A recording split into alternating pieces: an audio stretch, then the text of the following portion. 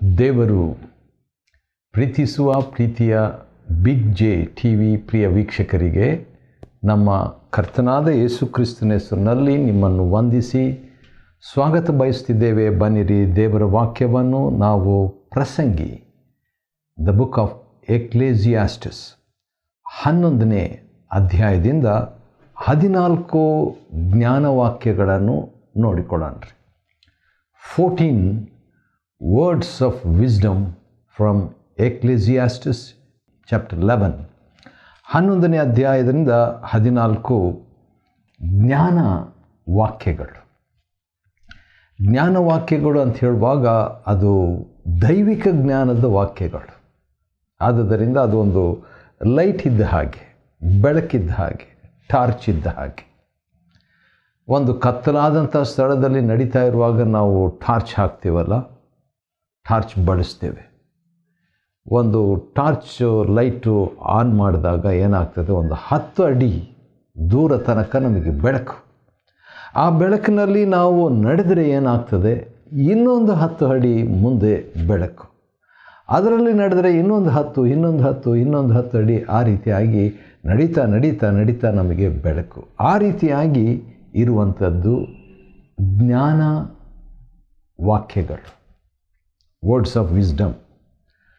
11ನೇ ಅಧ್ಯಾಯದಲ್ಲಿ ನೋಡುವಾಗ ಈ 14 ಜ್ಞಾನವಾಕ್ಯಗಳಲ್ಲಿ ಮೊದಲನೇ ವಚನ ಆಹಾರವನ್ನು ನೀರಿನ ಮೇಲೆ ಚೆಲ್ಲು ಎಂಬುದಾಗಿ ಹೇಳುವಾಗ ಆಹಾರ ಬಹು ಪ್ರಾಮುಖ್ಯವಾದದ್ದು. ಆ ರೀತಿಯಾಗಿರುವಾಗ ಅದನ್ನು ಚೆಲ್ಲು ಅಂತ ಹೇಳುವಾಗ ಕೊಡು ಎಂಬ ಅರ್ಥ ಕೂಡ ಅದರಲ್ಲಿದೆ.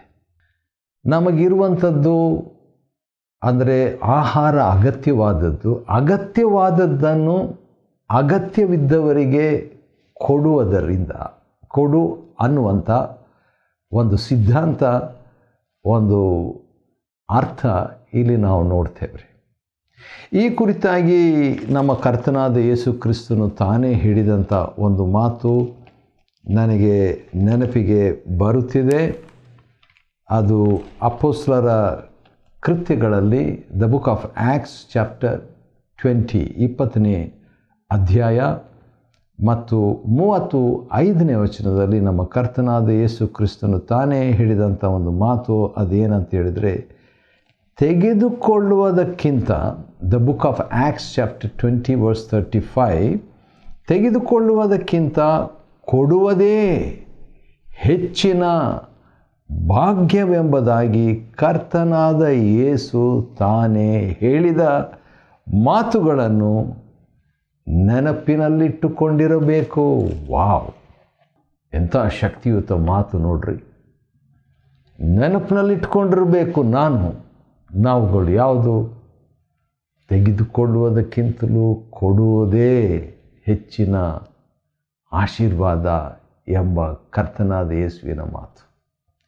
ಇಲ್ಲಿ ಕೂಡ ನಿನ್ನ ಆಹಾರವನ್ನು ನೀರಿನ ಮೇಲೆ ಚೆಲ್ಲು ಅಂತ ಹೇಳಿದಾಗ ಅದನ್ನು ಕೊಡು, ಅಗತ್ಯ ಇದ್ದವರಿಗೆ ಕೊಡು ಆಹಾರವನ್ನು.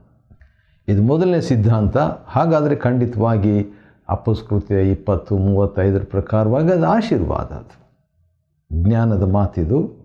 ಎರಡನೇ ಜ್ಞಾನ ವಾಕ್ಯ, words of wisdom, second words of wisdom ಅದೇನಂತ ಹೇಳಿದರೆ 2ನೇ ವಚನದಲ್ಲಿ ಇದೆ, ಅದನ್ನು ಹಂಚಿಕೊಡು, ಹಂಚಿಬಿಡು.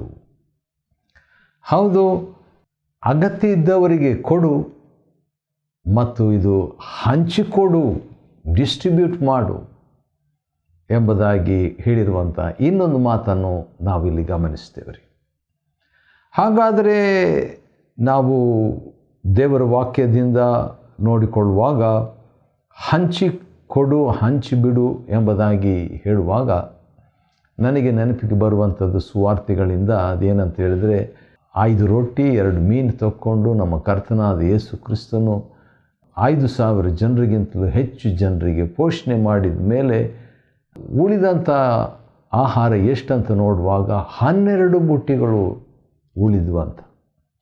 12 ಜನರು ಶಿಷ್ಯರು ಅದನ್ನು ಹಂಚಿಕೊಟ್ಟಾಗ 12 ಬುಟ್ಟಿಗಳು ಉಳಿದ್ವು ಅಂತ ನೋಡ್ತೇವೆ. ಹಾಗಾದರೆ ನಾವು ಇತರರಿಗೆ ಹಂಚಿಕೊಡುವಾಗ ನಮಗೂ ಅದು ದೇವರು ಒದಗಿಸ್ತಾನೆಂಬುದಾಗಿ. ಕೊಡಿರಿ, ನಿಮಗೆ ಕೊಡಲ್ಪಡುವುದು. Give and it shall be given.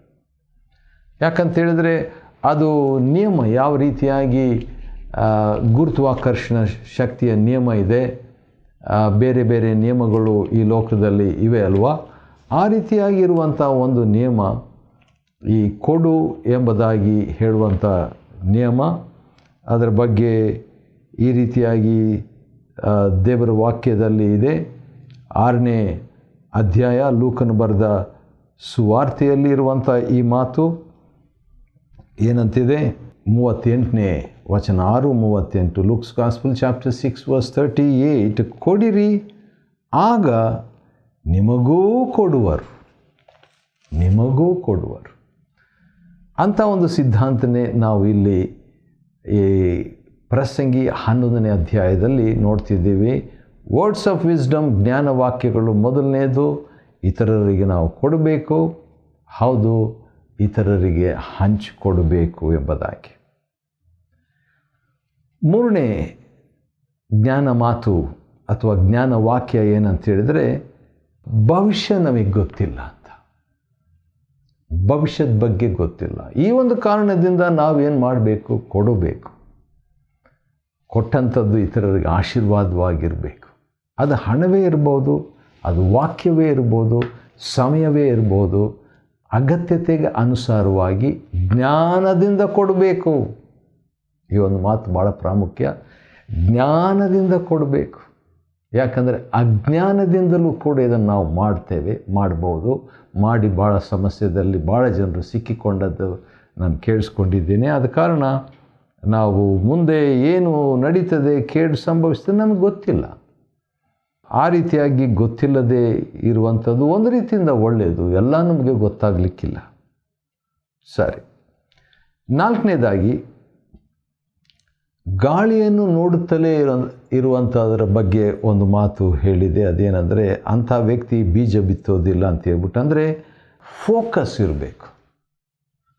ಇದನ್ನು ನಾವು ಒಂದು ಸಮಸ್ಯೆ ಅಂತ ನೋಡಿಕೊಳ್ಳೋಣ. 11ನೇ ಅಧ್ಯಾಯದ 4ನೇ ವಚನದಲ್ಲಿ ಅದೇನಂತ ಹೇಳಿದರೆ, ಸಮಸ್ಯೆಗಳಿದೆ. ಸಮಸ್ಯೆಯನ್ನೇ ನಾವು ನೋಡ್ತಾ ಇದ್ದರೆ ಏನಾಗ್ತದೆ? ಅದು ಪರಿಹಾರ ಆಗಲಾರದು. ನಾವು ಮಾಡೋ ಕೆಲಸ ಬೀಜ ಬಿತ್ತಬೇಕು. ಆ ಒಂದು ಕೆಲಸ ನಿಂತು ಹೋಗ್ಬಿಡ್ತದೆ. ಆ ಮಾತನ್ನೇ ಇಲ್ಲಿ ಹೇಳಿದೆ. ನಾವು ಸಮಸ್ಯೆಯನ್ನೇ ದೃಷ್ಟಿಸದೆ ಇರಬೇಕು ಅಂತ. ಬರ್ತಾವೆ, ಆದರೆ ನಮ್ಮ ಕೆಲಸನೂ ನಾವು ಮಾಡ್ತಿರಬೇಕು. ಅದಕ್ಕೆ ದೇವ್ರ ಜ್ಞಾನ ಬೇಕು. ಅದಕ್ಕೆ ಜ್ಞಾನ ವಾಕ್ಯ. ಅದೇ 5ನೇ ವಚನದಲ್ಲಿ ನಾವು ನೋಡುವಾಗ, ಮೋಡ, ಕೆಲವು ಸಾರಿ ಕರಿಮೋಡ, ಕತ್ತಲು ನಮ್ಮ ಜೀವನದಲ್ಲಿ ಬರ್ತದೆ. ಆದರೆ ಮೋಡಗಳನ್ನೇ ನಾವು ಗಮನಿಸ್ತಾ ಇರುವಾಗ, ಆ ಕಡೆ ಮೋಡ ಆ ಕಡೆಯಿಂದ ಈ ಕಡೆ ಹೋಗ್ತದೆ, ಈ ಕಡೆಯಿಂದ ಆ ಕಡೆ ಹೋಗ್ತದೆ. ಅದನ್ನೇ ನೋಡ್ತಾ ಇರುವಾಗ ನಾವು ಏನು ಮಾಡ್ತೀವಿ? ಪೈರನ್ನು ಕೊಯ್ಯುವುದಕ್ಕೆ ಆಗೋದಿಲ್ಲ. ನಾವೇನು ಪಡ್ಕೋಬೇಕು, ನಾವೇನು ಲಾಭ, ನಮಗೆ ಏನು ಮಾಡಬೇಕು ಅದನ್ನು ಮಾಡದೆ ಹೋಗೋ ಸಾಧ್ಯತೆ. ಹಾಗಾದರೆ ಡಿಸ್ಟ್ರಾಕ್ಷನ್ಸ್, ಗಮನ ಸೆಳೆಯುವ ವಿಷಯದಲ್ಲಿ ಎಚ್ಚರಿಕೆ. ಅದೇ ಜ್ಞಾನವಾಕ್ಯ. ಮುಂದೆ ನಾವು ಇನ್ನೊಂದು ಭಾಳ ಚೆನ್ನಾಗಿದೆ ಮತ್ತು ಅದು ನನಗೆ ಇಷ್ಟವಾದದ್ದು 6ನೇದಾಗಿ ಅದೇನಂತ ಹೇಳಿದರೆ, ಸರ್ವಕರ್ತನಾದ ದೇವರ ಕಾರ್ಯ. ಅದನ್ನು ನಾವು ತಿಳ್ಕೊಳ್ಬೇಕು. ನಮ್ಗೆ ಗೊತ್ತಿಲ್ಲ. ಹೌದು, ಹಳೆ ಒಡಂಬಡಿಕೆಯಲ್ಲಿ ಅಷ್ಟು ಸುಲಭವಾಗಿ ದೇವರ ಕಾರ್ಯವನ್ನು ತಿಳ್ಕೊಳ್ತಿದ್ದಿಲ್ಲ. ಈ ಒಂದು ಕಾರಣದಿಂದಲೇ ದೇವರ ಒಂದು ಮಾತು ಹೇಳುವಂಥದ್ದನ್ನು ನಾವು ದೇವರ ವಾಕ್ಯದಲ್ಲಿ ಗಮನಿಸಬಹುದು. ಅದೇನೆಂದರೆ, ಯೆಶಾಯನ ಗ್ರಂಥದಲ್ಲಿ ನೋಡುವಾಗ ದೇವರು ಹೇಳುವಂಥ ಮಾತು, ನನ್ನ ಆಲೋಚನೆಗಳು ನಿಮ್ಮ ಆಲೋಚನೆಗಳಲ್ಲ. ಯೆಶಾಯ 55:8. ನಿಮ್ಮ ಮಾರ್ಗಗಳು ನನ್ನ ಮಾರ್ಗಗಳಲ್ಲ. ಹೌದು, ನಿಜವೇ. ಐಸಾಯ 55:8. ಈ ಕಾರಣದಿಂದ ನಾವೇನು ತಿಳ್ಕೊಳ್ತೇವೆ? ದೇವರನ್ನ ಅರ್ಥ ಮಾಡಿಕೊಳ್ಳಿಕ್ಕೆ ಆಗಲ್ಲ. ಹೌದು, ಆದರೆ 1 ಕೊರಿಂಥ 2:16 ಪ್ರಕಾರವಾಗಿ ನಮಗಾದರೂ ಕ್ರಿಸ್ತನ ಮನಸ್ಸು ದೊರಕಿತು. ಕ್ರಿಸ್ತನ ಮನಸ್ಸು ಒಂದು ದೈವಿಕವಾದ ಸ್ಕ್ಯಾನ್ ಇದ್ದ ಹಾಗೆ. ದೇವರಿಗೆ ಸಂಬಂಧಪಟ್ಟವುಗಳನ್ನೆಲ್ಲ ನಾವು ತಿಳ್ಕೊಳ್ಬೋದು, ಗ್ರಹಿಸಬಹುದು. ದೇವರಿಗೆ ಸಂಬಂಧಪಟ್ಟದ್ದು ಅಷ್ಟೇ ಅಲ್ಲ, ಎಲ್ಲವನ್ನೂ ಈ ಲೋಕದಲ್ಲಿ ವಿಶೇಷವಾಗಿ ದೇವರ ವಾಕ್ಯವನ್ನು ನಾವು ತಿಳ್ಕೊಳ್ಬೋದು. ಅಂಥ ಮನಸ್ಸನ್ನು ಇಟ್ಕೊಂಡು ಅದನ್ನು ಆ್ಯಕ್ಟಿವೇಟ್ ಮಾಡಬೇಕು, ಅದನ್ನು ಉಪಯೋಗಿಸಬೇಕು, ಅದನ್ನು ನವೀಕರಿಸಬೇಕು, ಅದನ್ನು ಕಾಪಾಡ್ಕೋಬೇಕು. ಸರಿ, ಹಾಗಾದರೆ ಜ್ಞಾನವಾಕ್ಯ ಏನಾಗಿದೆ? ನಾವು ದೇವರ ಕಾರ್ಯವನ್ನು ಅರಿತುಕೋಬೇಕು.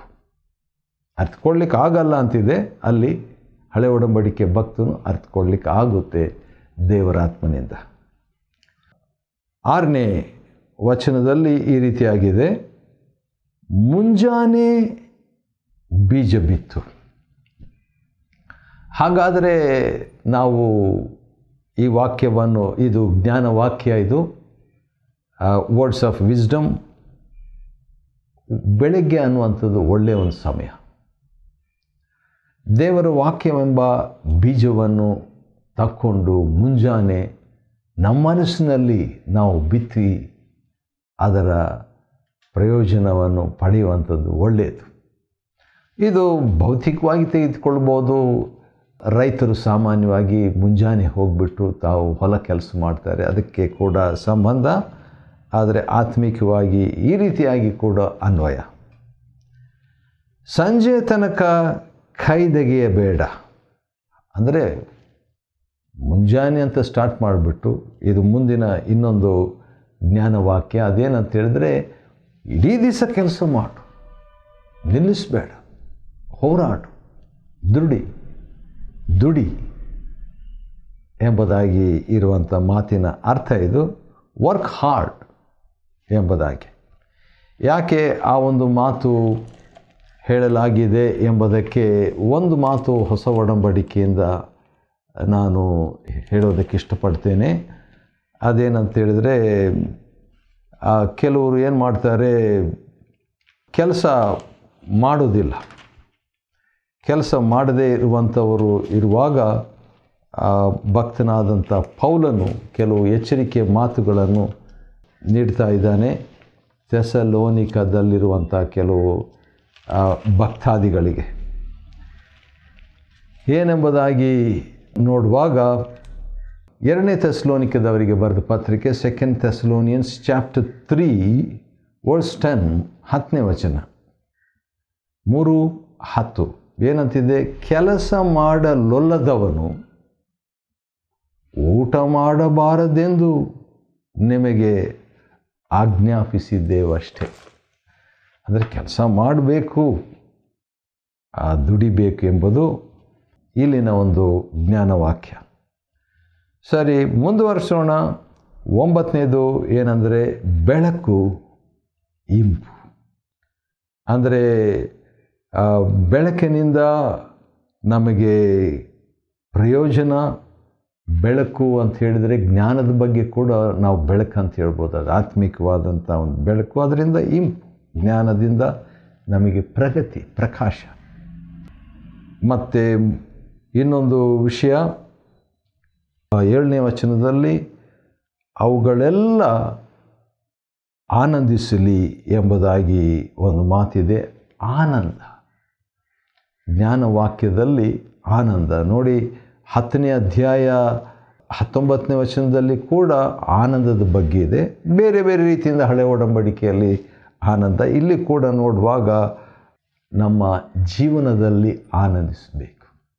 ನನಗಿಷ್ಟವಾದಂಥ ಒಂದು ವಾಕ್ಯ ನೆಹೆಮೀಯ 8:10 ಏನಿದೆ? ಕರ್ತನ ಆನಂದವೇ ನಿಮಗೆ ಬಲ ಎಂಬುದಾಗಿ. ದೇವರಲ್ಲಿ ಆನಂದಿಸುವಾಗ, ಹೌದು, ಜೀವನದಲ್ಲಿ ಆನಂದಿಸ್ತೇವೆ, ದೇವರಲ್ಲಿ ಕೂಡ ಆನಂದಿಸಬೇಕು. ಮತ್ತು ಹಾಗೆ ಮುಂದುವರೆದರೆ ಇನ್ನೊಂದು ಮಾತಿದೆ, ಅಂಧಕಾರದ ದಿನಗಳು ಬಹಳವೆಂದು ನೆನಪಿಗೆ ತರಲಿ. ಜೀವನದ ಜ್ಞಾನವಾಕ್ಯ, ಜೀವನದಲ್ಲಿ ಜ್ಞಾನವಾಕ್ಯ ಏನಂದರೆ, ಹೌದು, ಕೆಲವು ಕಷ್ಟ ದಿನಗಳು ಬರ್ತದೆ, ಅದಕ್ಕೂ ಸಿದ್ಧವಾಗಿರಬೇಕು. ಯಾವ ರೀತಿಯಾಗಿ ಇರುವೆ ತನ್ನ ಬೇಸಿಗೆಯ ಕಾಲದಲ್ಲಿ ಆ ಇರುವೆ ಸಂಗ್ರಹಿಸುವಂಥದ್ದು ಆಹಾರವನ್ನು, ಆ ರೀತಿಯಾಗಿ ಅಂಧಕಾರದ ದಿನಗಳು ಬರ್ತವೆ. ಆದರೂ ಕೂಡ ಜ್ಞಾನದಿಂದ, ದೇವರ ಜ್ಞಾನದಿಂದ, ಹೊಸ ಒಡಂಬಡಿಕೆ ದೇವರ ಜ್ಞಾನ, 1 ಕೊರಿಂಥ 1:30 ಯೇಸು ಕ್ರಿಸ್ತನಿಂದ ನಾವು ಜಯಶಾಲಿಗಳಾಗ್ತೇವೆ. ಆನಂತರ 9ನೇ ವಚನದಲ್ಲಿ ಇನ್ನು 9:10ರಲ್ಲಿ ಇನ್ನು 3 ವಿಷಯಗಳಿದೆ. ಇದು ಯೌವನಸ್ಥರಿಗೆ ವಿಶೇಷವಾಗಿ ಕೊಡಲಾಗಿದೆ. ಅದು ಏನಂತ ಹೇಳಿದರೆ ಆನಂದಿಸುವಂಥ, ಮತ್ತೆ ಸಂತೋಷದ ಬಗ್ಗೆ ಅಲ್ಲಿ ಹೇಳಲಾಗಿದೆ. ಆನಂದಿಸು ಅಂದರೆ ವರ್ಷಗಳಲ್ಲಿ ಆನಂದಿಸುವಂಥದ್ರ ಬಗ್ಗೆ ನಾವು 7ನೇ ವಚನದಲ್ಲಿ ನೋಡ್ತೇವೆ. ಆದರೆ ಇಲ್ಲಿ ಬಂದು ಕುಟುಂಬದಲ್ಲಿ ಆನಂದಿಸುವುದರ ಬಗ್ಗೆ, ಹ್ಯಾಪಿ ಫ್ಯಾಮಿಲಿ, ಸಂತೋಷದ ಕುಟುಂಬವಾಗಿರಬೇಕು ಎಂಬುದು ದೇವರ ಚಿತ್ತ. ಆದ ಕಾರಣ ಅಂಥ ಸಂದರ್ಭದಲ್ಲಿ ಕುಟುಂಬದಲ್ಲಿ ಟೆನ್ಷನ್ ಆಗಿಬಿಟ್ಟು, ಬೇಸರ ಆಗಿಬಿಟ್ಟು, ಜಿಗುಪ್ಸೆ ಆಗಿಬಿಟ್ರೆ ಅದು ಒಂದು ಚಿಕ್ಕ ಸಭೆ, ಚಿಕ್ಕ ಲೋಕ ಕುಟುಂಬ. ಆ ಲೋಕದಲ್ಲಿ ಏನಾಗ್ತದೆ ಅದೇ ಸಭೆಗೂ ಸಮಾಜಕ್ಕೂ ಹರಡುವಂಥದ್ದು. ಸರಿ, 9ನೇ ವಚನದ 2ನೇ ಭಾಗದಲ್ಲಿ ಇನ್ನೊಂದು ಸಂಗತಿ, ಅದು ಏನಂತ ಹೇಳಿದರೆ ದೇವರ ನ್ಯಾಯ ವಿಚಾರಣೆ. ಜ್ಞಾನವಾಕ್ಯ ಏನಂತ ಹೇಳಿದರೆ ದೇವರು ಒಂದು ದಿನ ಇದೆ, ಆವಾಗ ದೇವರು ನ್ಯಾಯ ತೀರ್ಪು ಮಾಡ್ತಾರೆ, ನ್ಯಾಯ ವಿಚಾರಣೆಯನ್ನು ಮಾಡ್ತಾನೆ ಎಂಬುದಾಗಿ ನಾವು ತಿಳ್ಕೊಳ್ಬೇಕ್ರಿ. ಅದು ತಿಳ್ಕೊಳ್ಳೋದು ಮಾತ್ರ ಅಲ್ಲ, ಅದನ್ನು ನಾವು ನಂಬುತ್ತೇವಲ್ಲ. ಹೌದು, ದೇವರ ವಾಕ್ಯದಲ್ಲಿ ನೋಡುವಾಗ ಒಂದು ಮಾತು ಈ ರೀತಿಯಾಗಿ ಇದೆ. ಅದೇನೆಂದರೆ ಮತ್ತಾಯನ ಬರೆದ ಸುವಾರ್ತೆ 25ನೇ ಅಧ್ಯಾಯದಲ್ಲಿ 31ನೇ ವಚನ ಈ ರೀತಿಯಾಗಿದೆ. ಮತ್ತಾಯ 25:31, ಮನುಷ್ಯಕುಮಾರನು ತನ್ನ ಮಹಿಮೆಯಿಂದ ಎಲ್ಲ ದೇವದೂತರೊಂದಿಗೆ ಕೂಡಿ ಬರುವಾಗ ತನ್ನ ಮಹಿಮೆಯ ಸಿಂಹಾಸನದಲ್ಲಿ ಕೂತುಕೊಳ್ಳುವರು ಮತ್ತು ಎಲ್ಲ ದೇಶಗಳ ಜನರು ಆತನ ಮುಂದೆ ಕೂಡಿಸಲ್ಪಡುವರು. ಮತ್ತಾಯ 25:31. ಅದೇ ಮಾತನ್ನು ಇಲ್ಲಿ ಪ್ರಸಂಗಿ 11ನೇ ಅಧ್ಯಾಯದ 9ನೇ ವಚನದ ಕೊನೆಯ ಭಾಗದಲ್ಲಿ ನ್ಯಾಯ ವಿಚಾರಣೆ ಇದೆ. ದೇವರು ನ್ಯಾಯ ತೀರಿಸ್ತಾನೆ ಎಂಬುದ ಗ್ರಹಿಕೆ ನಮಗಿರಬೇಕು. ಕೊನೆಯದಾಗಿ 11ನೇ ಅಧ್ಯಾಯ ಪ್ರಸಂಗಿ ಮತ್ತು 10ನೇ ವಚನದಲ್ಲಿ ಇನ್ನೊಂದು ಮಾತು ಇದೆ. ಅದೇನಂತ ಹೇಳಿದರೆ ನಮ್ಮ ಹೃದಯದಲ್ಲಿ ದುಃಖವನ್ನು ನಾವು ತೊಲಗಿಸಬೇಕು ಎಂಬುದಾಗಿ. ಯಾವ ರೀತಿಯಾಗಿ ದೇಹದಿಂದ ಶ್ರಮೆಯನ್ನು ತೊಲಗಿಸಬೇಕೋ ಆ ರೀತಿಯಾಗಿ ಹೃದಯದಿಂದ ಕರಕರೆಯನ್ನು ನಾವು ತೆಗೆದು ಹಾಕಬೇಕು. ಯಾಕಂತೇಳಿದರೆ ನ್ಯಾಯ ವಿಚಾರಣೆ ಇದೆ, ಹೌದು, ಭಯಪಡಬೇಕು ಎಂಬುದಾಗಿಲ್ಲ, ಆರೋಗ್ಯಕರವಾದ ಭಯ ಇರಲಿ. ಆದರೆ ಯಾಕೋಬ 2:13 ಪ್ರಕಾರವಾಗಿ ಕರುಣೆ, ನ್ಯಾಯ ತೀರ್ಪನ್ನು ಹಿಗ್ಗಿ ಅದು ಜಯಿಸ್ತದೆ, ಮೆರೆಸ್ತದೆ. ಹೌದು, ಆದ ಕಾರಣ ನಾವು ಹೃದಯದಿಂದ ಕರಕರೆಯನ್ನು ತೊಲಗಿಸಬೇಕಾಗಿದೆ. ಹೌದಲ್ಲ, ಪ್ರಸಂಗಿಯ ಗ್ರಂಥ 11ನೇ ಅಧ್ಯಾಯದಲ್ಲಿ ಜ್ಞಾನವಾಕ್ಯಗಳನ್ನು ನಾವು ನೋಡಿಕೊಂಡೆವು. 14 ಜ್ಞಾನವಾಕ್ಯಗಳನ್ನು ನಾವು ನೋಡಿಕೊಂಡೆವು. ಈ ಒಂದೊಂದನ್ನು ಕೂಡ ನಾವು ಅನ್ವಯಿಸುವಾಗ ಇದು ಹಳೆ ಒಡಂಬಡಿಕೆಯ ಜ್ಞಾನವಾಕ್ಯ, ಆದರೆ ಹೊಸ ಒಡಂಬಡಿಕೆಯ ಜ್ಞಾನವಾಕ್ಯ ಇನ್ನೂ ಉನ್ನತವಾದದ್ದು ಎಂಬುದಾಗಿ ಗ್ರಹಿಸಬೇಕು. ಪ್ರಸಂಗಿ 11ನೇ ಅಧ್ಯಾಯವನ್ನು ಅಧ್ಯಯನ ಮಾಡಿಕೊಳ್ಳುವಂತೆ ದೇವರು ಕೊಟ್ಟ ಕೃಪೆಗಾಗಿ ಆತನಿಗೆ ಸ್ತೋತ್ರವಾಗಲಿ. ದೇವರು ನಿಮ್ಮನ್ನು ಆಶೀರ್ವದಿಸಲಿ.